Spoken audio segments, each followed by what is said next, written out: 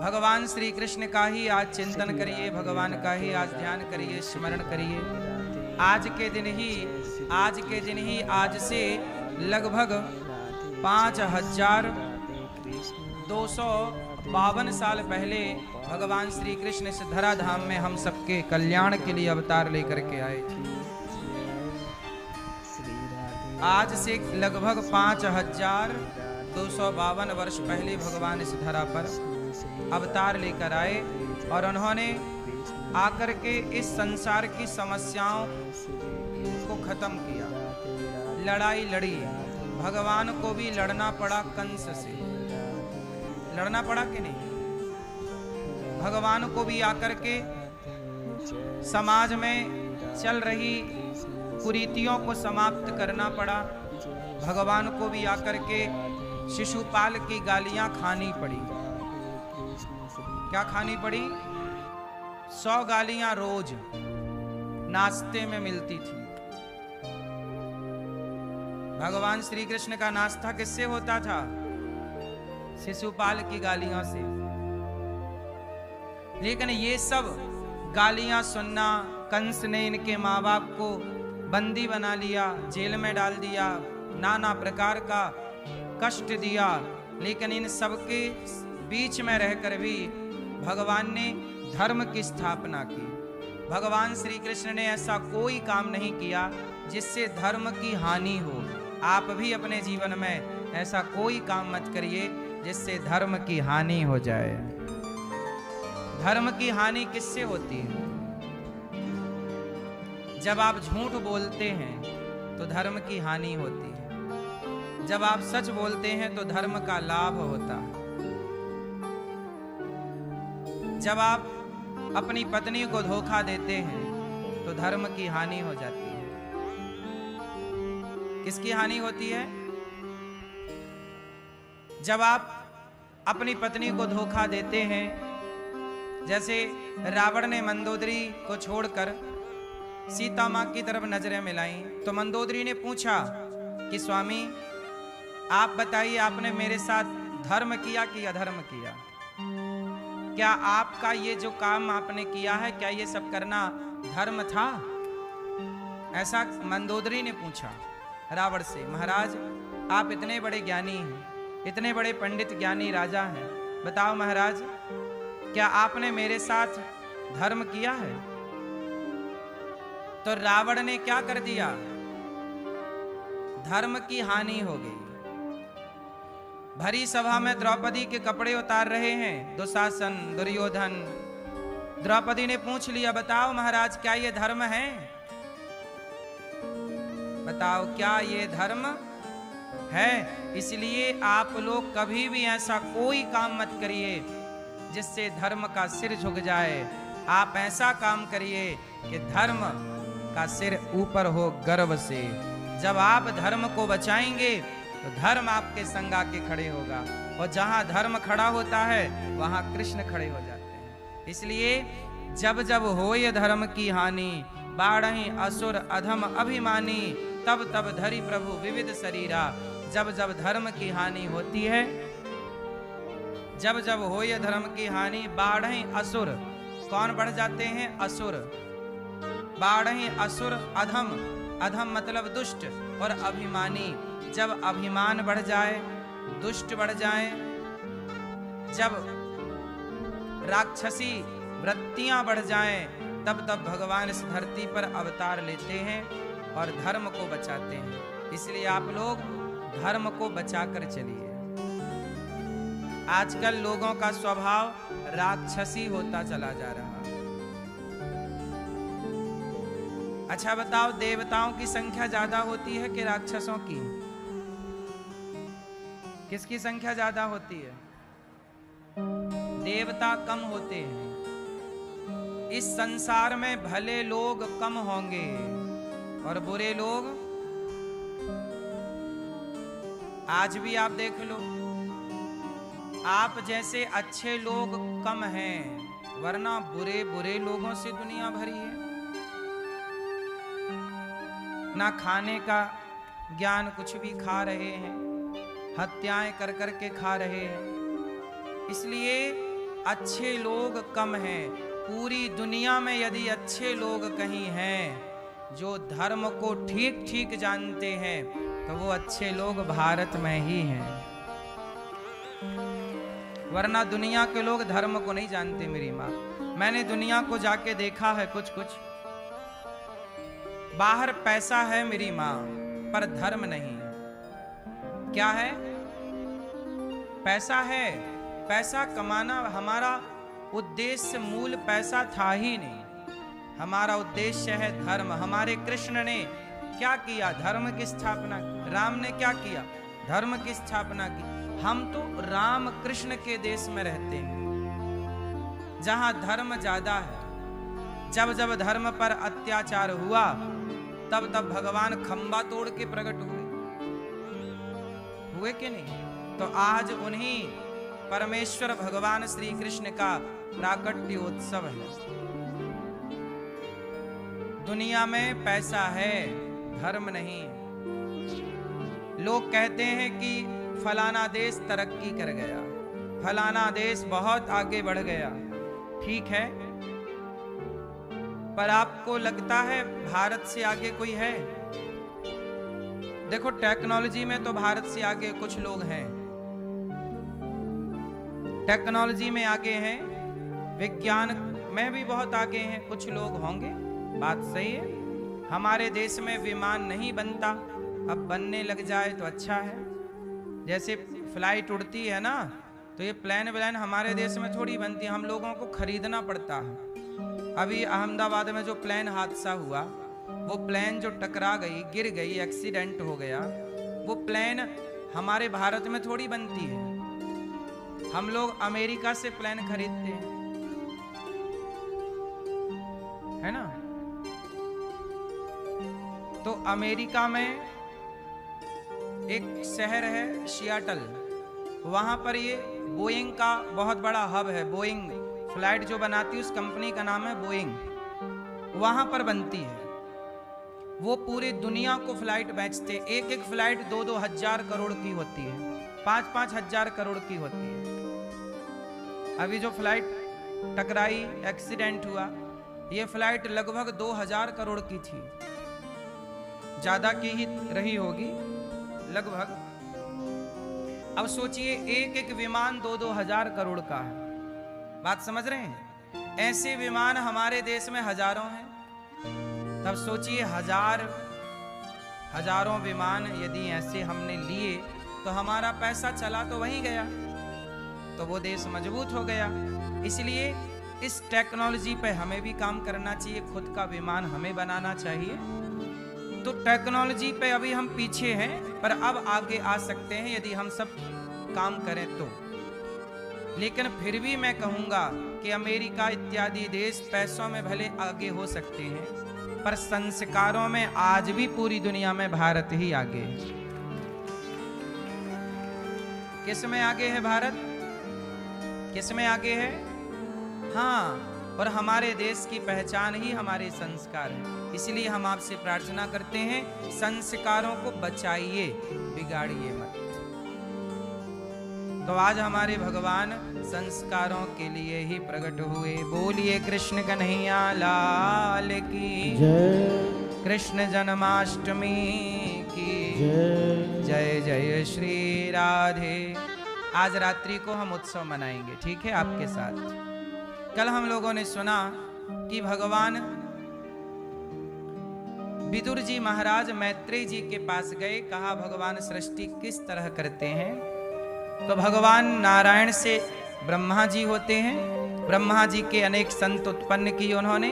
फिर उन्होंने मनु और शत्रुपा को जन्म दिया। मनु शत्रुपा की 3 बेटियां हुई और 2 बेटे हुए, आकुति, देवहूति और प्रसूति। आकुति का विवाह रुचि प्रजापति से हुआ, जिनके यहाँ यज्ञ भगवान हुए। देवहूति का विवाह करदम जी से हुआ, जिनकी 9 बेटियां हुई और 1 कपिल जी पुत्र हुए। बोलिए कपिल देव भगवान की जय। करदम जी कौन है? करदम जी ब्रह्मा जी के छाया पुत्र हैं। करदम जी बहुत बड़े संत हैं। इनका विवाह करदम जी का विवाह माता देवहूति से होता है। देवहूति और करदम जी दोनों भगवान का चिंतन करते हैं। कामक विमान की रचना की, उस विमान पर भ्रमण किया और तप के बल से दोनों पति पत्नी के संयोग से 9 बेटियां हुई, जिन बेटियों ने इतिहास रचा। इनकी बेटियां पूरी दुनिया में आज तक जानी जाती हैं। भगवान राम की गुरु माता अरुंधति माता इन्हीं की बेटी हैं, जिनका विवाह वशिष्ठ जी से हुआ। मरीचि का नाम सुना होगा, इनकी पत्नी कला इन्हीं की बेटी है। अंगिरा जी का नाम सुना होगा, इनकी पत्नी श्रद्धा इन्हीं की बेटी हैं। पहले हमारे यहाँ ऋषि ना सब गृहस्थ होते थे। सब का मतलब है अधिकांश, 99% संत लोग क्या होते थे? गृहस्थ। 1% संत विरक्त थे। तो गृहस्थ में रहकर ही ये लोग अपनी साधना करते थे, जप तप करते थे।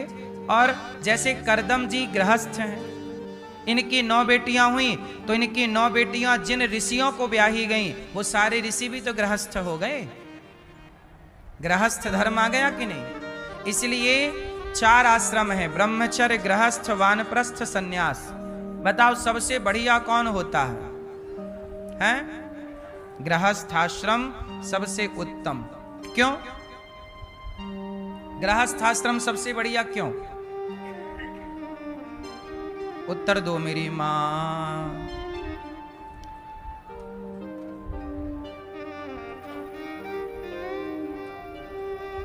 गृहस्थ आश्रम सबसे बढ़िया क्यों? क्योंकि गृहस्थ में रहना मतलब किले के अंदर रहना। पहले के राजा लोग कहां रहते थे? किले के अंदर। किले के अंदर क्या सुविधा होती है कि कोई भी दुश्मन डायरेक्ट अटैक नहीं कर सकता।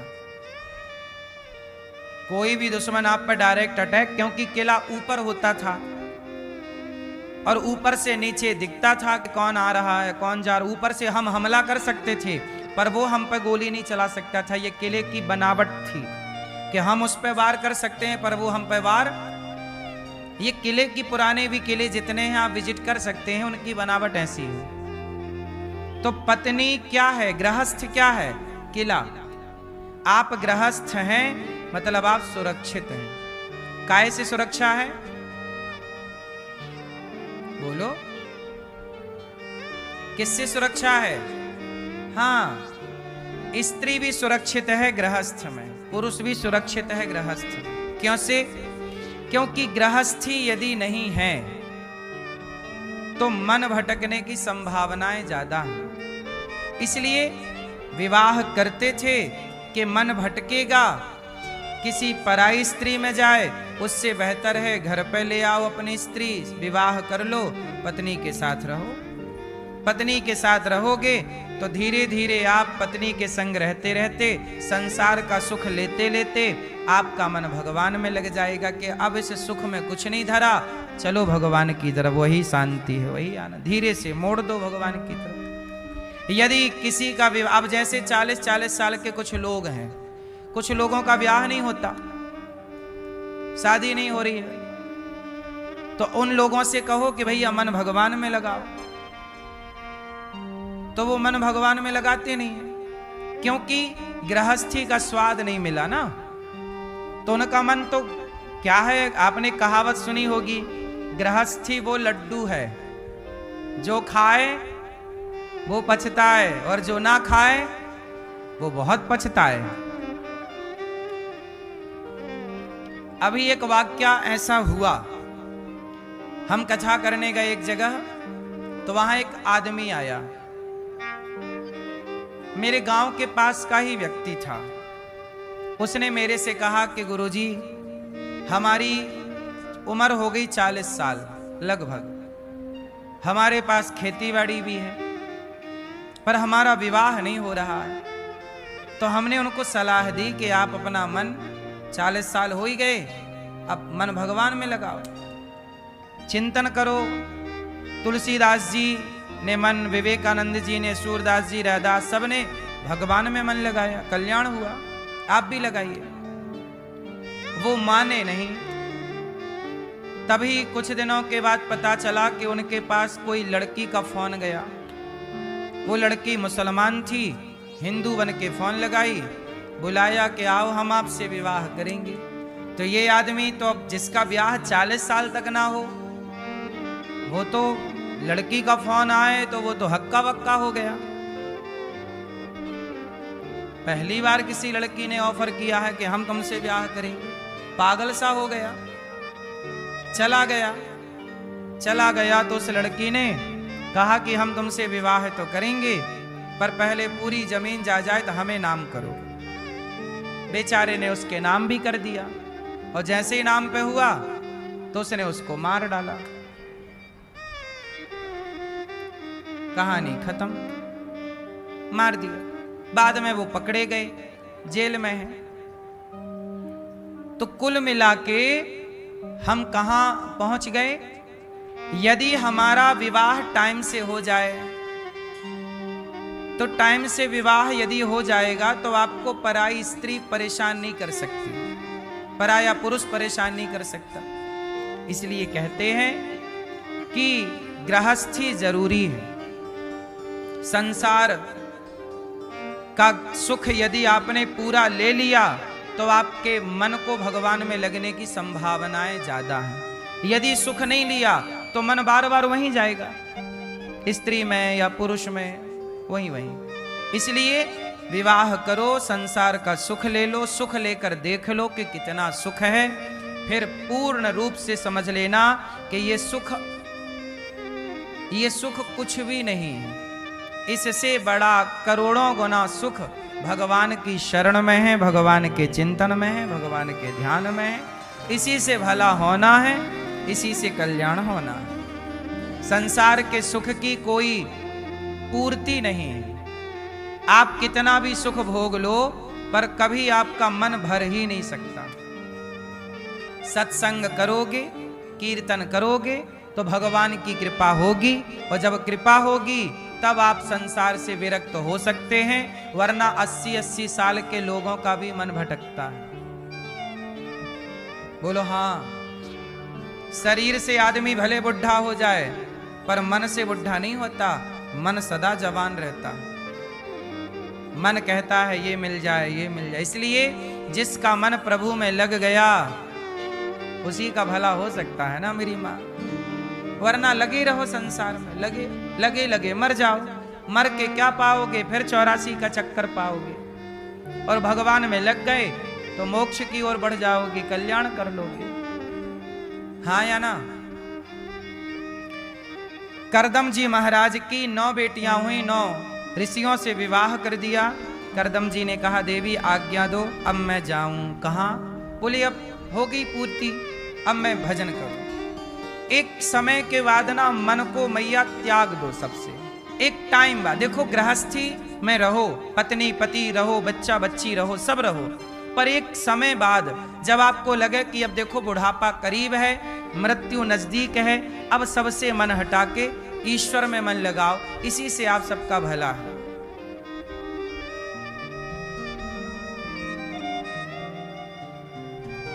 बात समझ में आई कि नहीं?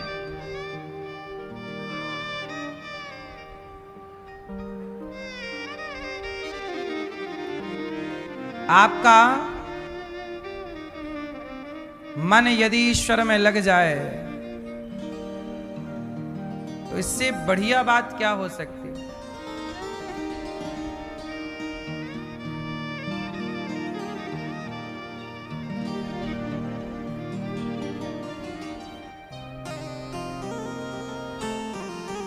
ईश्वर ने तुम्हें आंखें दी, पर तुमने इन आंखों से ईश्वर को देखा ही नहीं। तो परमात्मा बोले मैं क्या करूं? है ना?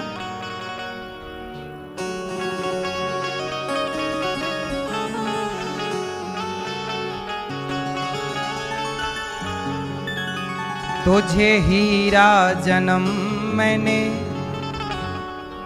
यूं ही दिया,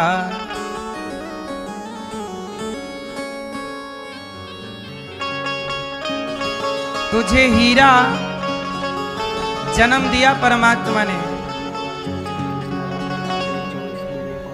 तूने यूं ही गवाया जय श्री कृष्ण राधे राधे। तो मैं क्या करूं?